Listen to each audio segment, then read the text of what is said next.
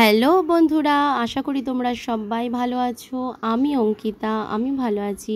আর অঙ্কিতা ডায়েরির নতুন একটা ব্লগে তোমাদের সবাইকে ওয়েলকাম জানাচ্ছি।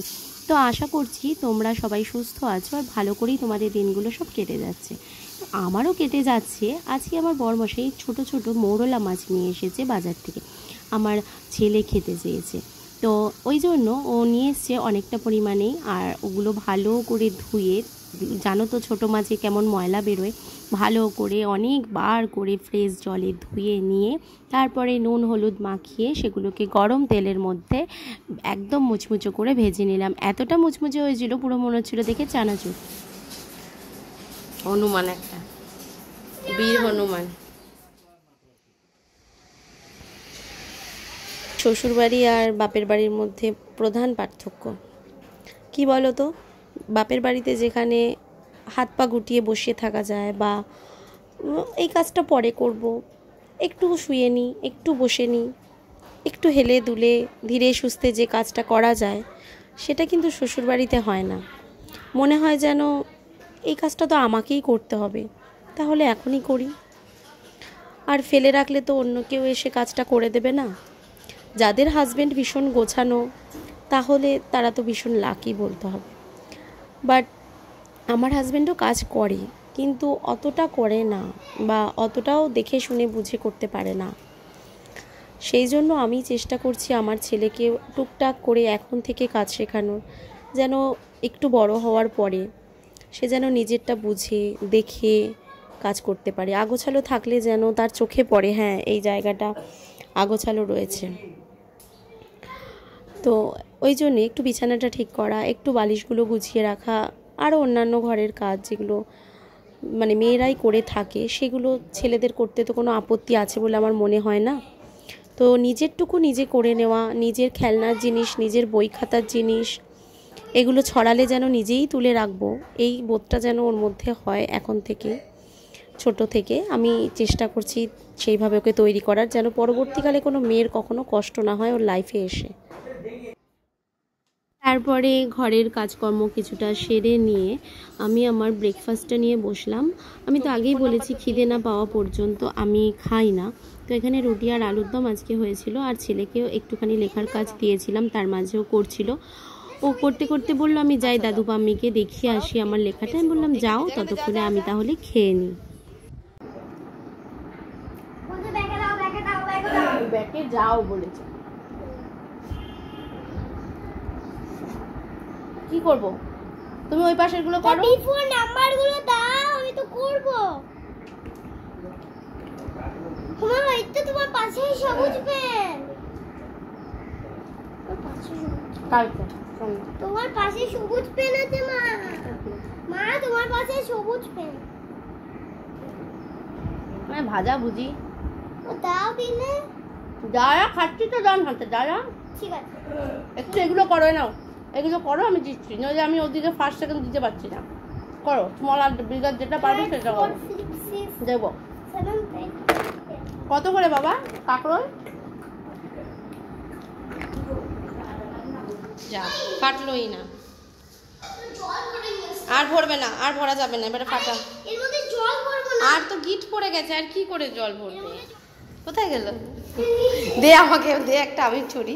ছড়ে দিকে ছোড়, দেখি ফাটে নাকি। ছোড় ছোড় ছোড়, ওখান থেকে ছোড়। যা কি ড্রপ খাচ্ছে। দাঁড়া আমি একটা দেখি ফাটে নাকি।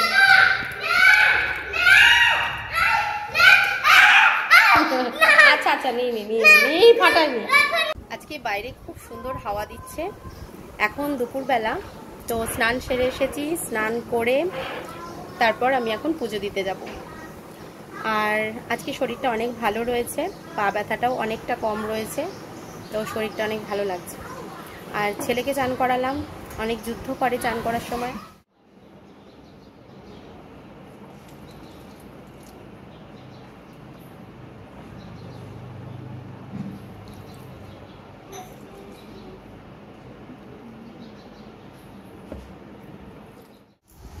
কি খাচ্ছিস সেগুলো? মৌরলা। ও, মোরলা মাছ ভাজা। আচ্ছা, কে দিয়েছে তোকে? মা। মা দিয়েছে।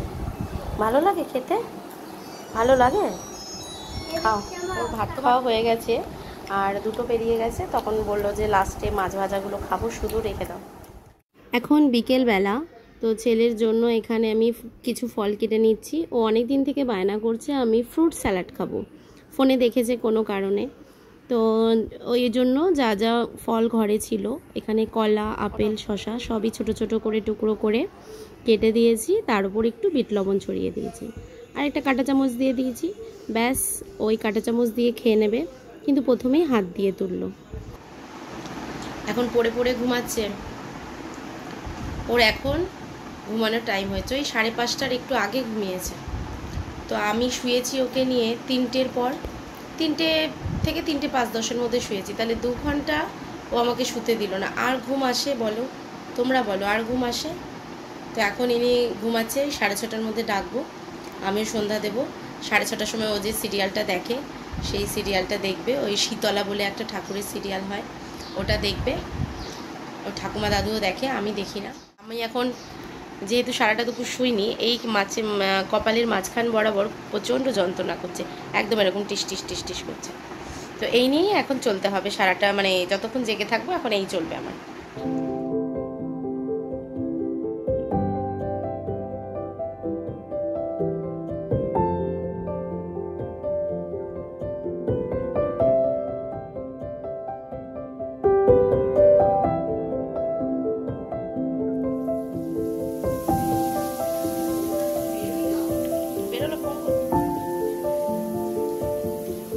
কালকে ছুটি আছে কিনা লেজে ও তো বলেছিল আছে, বলেছিল আছে, সন্দেহ হচ্ছে।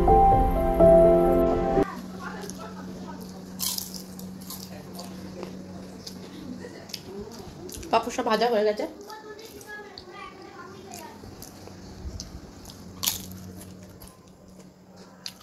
পাপড় সব ভাজা হয়ে গেছে, দিয়ে দিয়েছি শ্বশুর শাশুড়ি ননদ সবাইকে, ছেলেকেও দিয়েছি, খাচ্ছে। আমি নিয়েছি আর বরের জন্য রাখা রয়েছে, বর এখনো অফিস থেকে আসেনি, আসলে ওকে দেবো। তাই তো বাবার জন্য রেখেছিস? বাবার জন্য বলেছিস আমাকে একবার? ও নিজেরটা খাচ্ছে, পিপির কাছ থেকে নিয়েছে, দাদুর কাছ থেকে নিয়েছে, আর হাতে জমা করছে।